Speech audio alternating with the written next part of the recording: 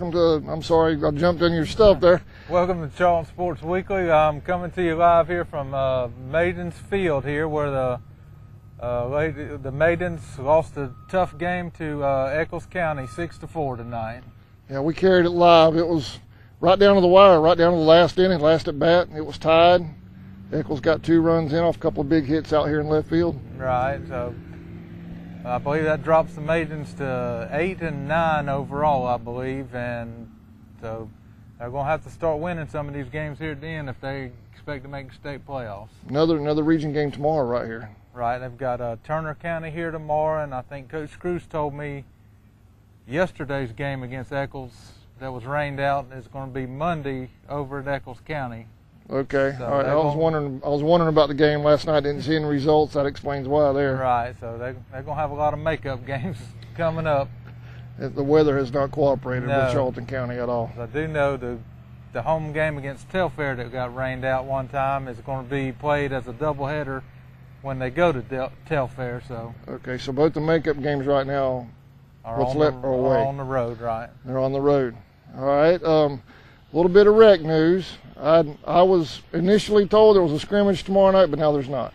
Right. The Hilliard people just got their pads or whatever, so they weren't quite ready to scrimmage yet. So we're going to start that on the 29th out here at Indian Field. That's a Saturday. All right. Can't remember exactly how many games there will be, and then after that I believe it's like every other week we'll have a home games here in Folkestone. Okay, and we're committed to carrying as much of the rec as we can live. It just depends on obviously school schedules, playoffs, coming into the playoffs for the girls and all.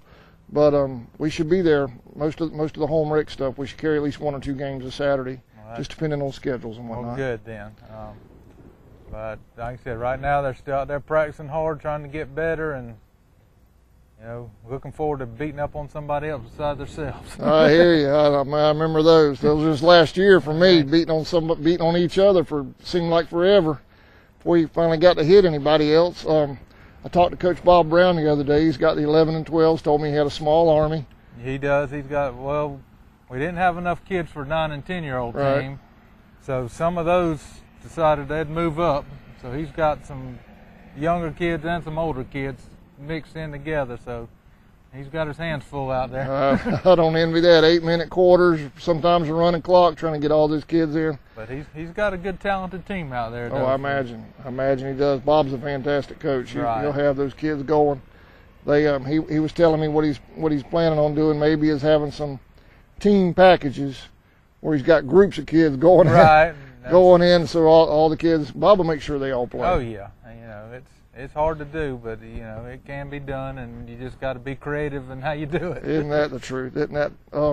We've got we covered Braves last week, so there's no Braves this week. They're off till the 25th. Right, they were off this week, and next week I believe it's St. Mary's Middle comes to folks. Yeah, they're coming here. We'll have that one. We'll have that one live. That'll be over here at home, 5 o'clock. I'm pretty sure that I believe all the games start at 5. Yeah. Is there anything we can do to move these schedules up to 6? Middle school kids got to be off the field by 7. So. Oh, okay. All right. Well, let's see. We've covered Maidens, covered Braves, rec. Anything going on right now with any of the underclass sports? Anything else going on that you know about? Not that I can think of, no. All right, well, with that, then, we're going to take a short break. And it's kind of an abbreviated version out here, as long as Miss Luann and keep the power on. That's right. We're going to take a short break, and we'll be right back on Charlton Sports Weekly. Anytime Fitness Folkestone, located in the Harvey Shopping Center, has everything you need to stay in shape or get that look you've always wanted. Upright conventional tanning beds, a Zumba room, weight room, and state-of-the-art treadmills. They also have supplements and tanning supplies. Anytime Fitness Folkestone is also the proud sponsor of Charlton Sports Weekly with Glenn Hughes and Stan Wilds. See Stan to get fit anytime. The Folkestone Pharmacy, your original hometown pharmacy for over 45 years, is located at 3885 Main Street. At Folkestone Pharmacy, we accept most major insurance coverage, including AARP, WellCare, Medicaid, Amerigroup, and many more. We also have a $1 value aisle for everyday items such as health and beauty, cleaning, and even snacks. Stop by and check us out today. Now, let's go get 'em Indians. United First Federal Credit Union has been a part of Charlton County since 2001 and has been providing great service to our members since 1943. United First now offers mobile banking and email alerts. Mobile banking lets you check your balance from your cell phone, while email alerts notifies you when a significant event happens in your account. Both are easy to set up and are free to United First members. United First helps you afford life. All accounts are federally insured by NCUA. Welcome back to Charlton Sports Weekly here live at Maiden Field. We were talking a little bit of Indian football last week. Yep. We come away with a win against a much larger school. So, Yep, Bradwell.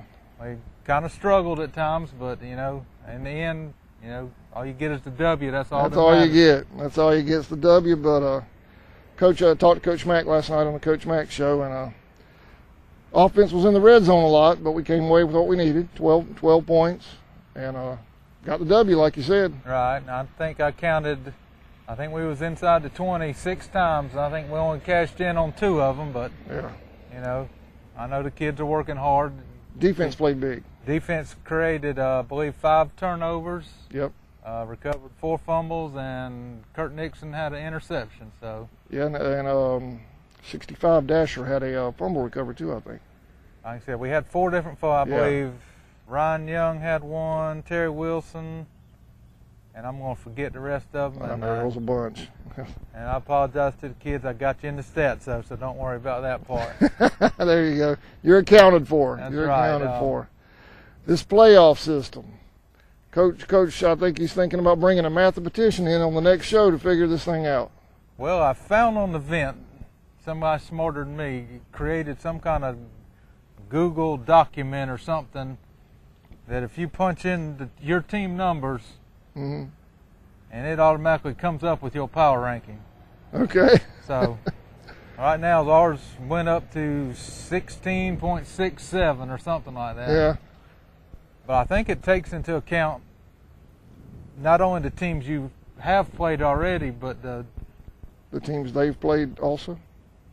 I think possibly it might just be the strength of schedule that factors into the teams you haven't played yet. Oh, okay. Their win-loss records. So it's complicated. I envy the person who has to do however many Class A teams there is. There's going to be some upset schools at the end of the year, I think.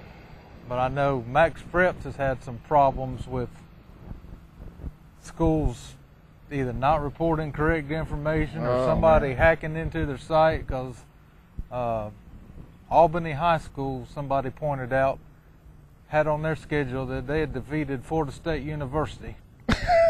So there's still lots of kinks that's going to have to be worked out between now and the end of the year. No doubt. I mean, with you and I, you being a Bulldog, me being a Gator, FSU wouldn't have affected their power ranking too much, but Yeah. But anyway.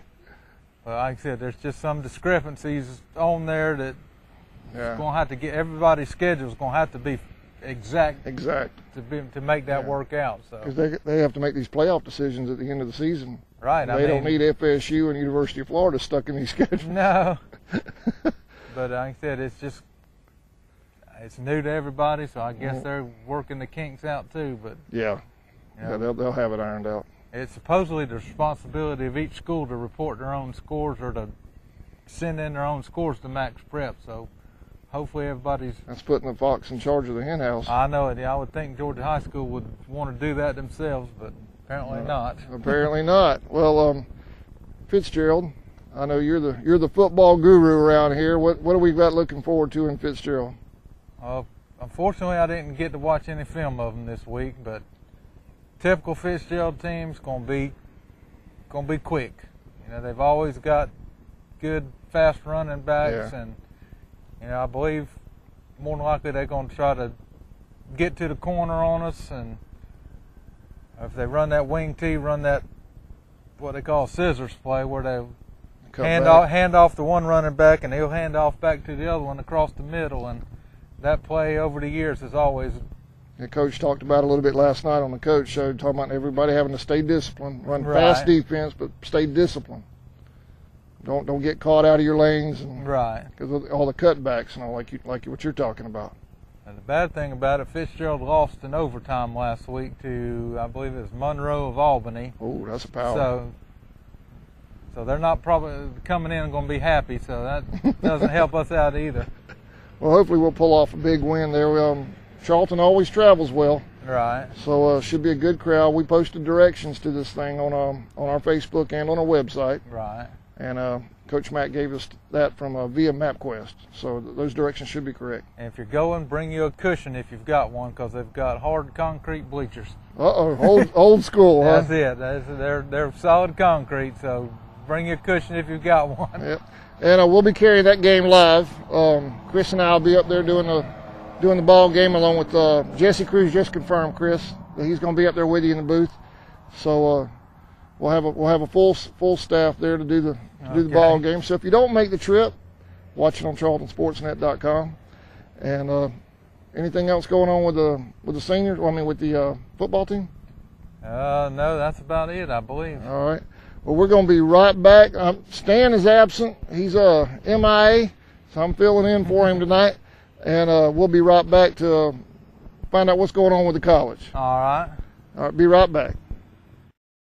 Okefenokee Rural Electric Membership Corporation offers more than dependable electrical energy at a competitive price. Quality service is provided by a friendly and professional staff trained to meet your every electrical power need, whether residential, commercial, or industrial.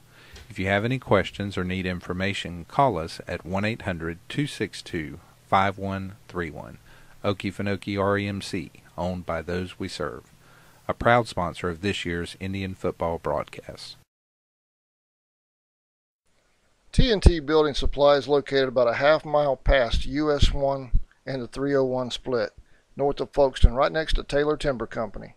They have everything you need for your home improvement projects, with a wide selection of lumber, hardware, millwork, plumbing, and electrical supplies, concrete and masonry, power and hand tools, nails, and roofing supplies. They also have a large selection of mobile home hardware. T&T Building Supply is a proud sponsor of Charlton Sportsnet. Radio Shack, located at 3885 Main Street inside the Folkestone Pharmacy, is your local Verizon Wireless authorized agent and Dish Network retailer. Radio Shack carries a variety of computers, tablets, smartphones, and other electronics. The Shack in Folkestone is proud of our student athletes and wishes them the best of luck this season. Now, let's go get 'em Indians.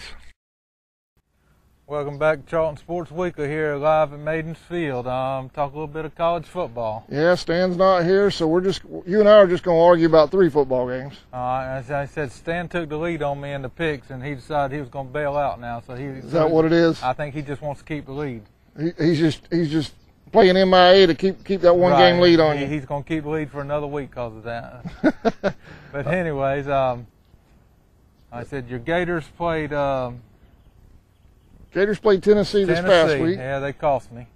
They took them down. I was proud. It was a good ball game for a half, and then Florida took over and controlled the second half. And that made it a better game. Well, some people's point of view, but I hear you. Well, Florida's got Kentucky at home this week. Right, Kentucky's apparently not a real good team because they dropped the decision to Western Kentucky last week. That's not a good thing. No, so I would expect Florida to pretty much roll in this game. I hope so, but I'm scared every time I've ever said Florida's going to roll, something's happened. So I'm just going to say Florida by 10. Okay. I'm going to be conservative, but I'm hoping they rout them, but you never know. Like I said, Kentucky, you use the Western's an up-and-coming team, but they're not in the... Yeah, they're not SEC. No, Kentucky should never lose to them. So, Florida State, Clemson. That is probably going to be the matchup to probably decide who wins the ACC. I would think so, too. I don't see anybody else giving FSU any competition in that league. Now, Virginia Tech, we thought was a possibility, and they lost to Pittsburgh, who had earlier lost to Youngstown State, so... That's not a good... No, so that kind of kicks them out. Of course, they hadn't lost an ACC game yet, but still, Yeah. it doesn't look good for them when you lose to Pittsburgh. Well, the way FSU's been playing, just running up the points, Oh, yeah. I don't see anybody in the AC except for maybe Clemson. If Clemson can pull off something, but Should be a good game to watch. yeah, it should. I'm going to go with FSU. As bad as it kills me, I've got a son in the house that likes FSU. I'm going to go with FSU. Well, I'm going to go back to the statement I remember making last year about teams that wear orange. I don't like teams that wear orange, any of them hardly, so Florida State gets my vote too. All right. So you and I have got the Seminoles. Right. And I've got the Gators so far. And you had. I'm picking the Gators too. You're picking the Gators. Well, now for your team, Glenn. Well, Georgia, they came out last week after the big win at Missouri, and I think me and Stan talked about it last week about how they may come out a little bit flat. Well, they did that, and it was dip and tuck there for a little while. And Georgia, I think, took a 2-touchdown lead going to the half, and then I think somebody got their attention at halftime. I think so. They ended up winning, I believe it was 56-20 or something like that. Somebody woke them up. Right. Somebody woke them up. Jones is a beast. He did not even play the other night. He didn't. He had a pulled groin muscle, so they held him out. Hopefully he'll be ready for this week's game. Probably would have been 52-0 if he had played. That guy, he's going to get Florida fits. But he's going to get Florida fits this year. But Georgia's two freshman running back, Todd Gurley and Keith Marshall, both rushed for over 100 yards. So that's not so bad. that's nice for the future anyway. There you go. It's not bad for the present. So where are the Bulldogs going this week? I believe they're at home against Vanderbilt. That might be a surprising game there. Vanderbilt always plays Georgia tough. They do Florida too. And they've already played South Carolina tough early, the opening game of the season. You know, South Carolina had to scrap and claw to get out of there with the win. So is this game in Athens? I'm pretty sure it is. Yes. So of course I'm picking the Bulldogs to win. Yeah. If it was in Vanderbilt, I might go against you. But in between the hedges, Georgia's awesome in Athens. As bad as I hate to admit it. That's right. But I'm gonna go with Georgia, but not by much. I'm gonna say by 6. A win's a win. I don't care if it's by 1.